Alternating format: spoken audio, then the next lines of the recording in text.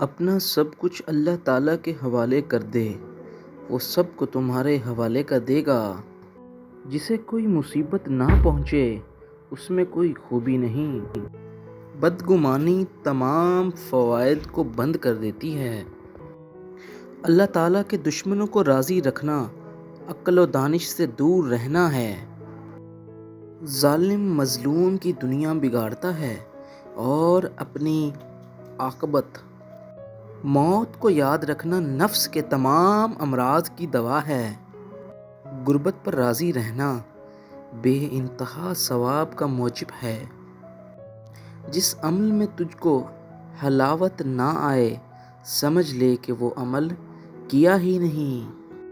ابتدا کرنا تیرا کام ہے اور تکمیل کرنا اللہ سبحانہ و تعالیٰ کا کام ہے۔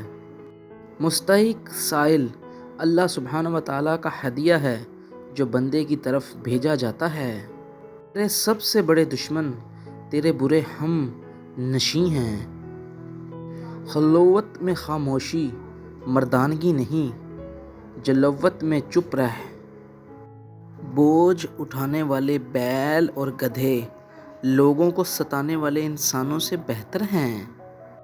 اگر کوئی مانگنے والا عاجزی سے تجھ سے مانگے تو اس کو دے دو، ورنہ کوئی ظالم تجھ سے زور سے لے گا۔ کمزور پر زور کرنا شرافت نہیں ہے، کیونکہ جو پرندہ چیونٹی سے دانہ چھینے وہ کمینہ ہوتا ہے۔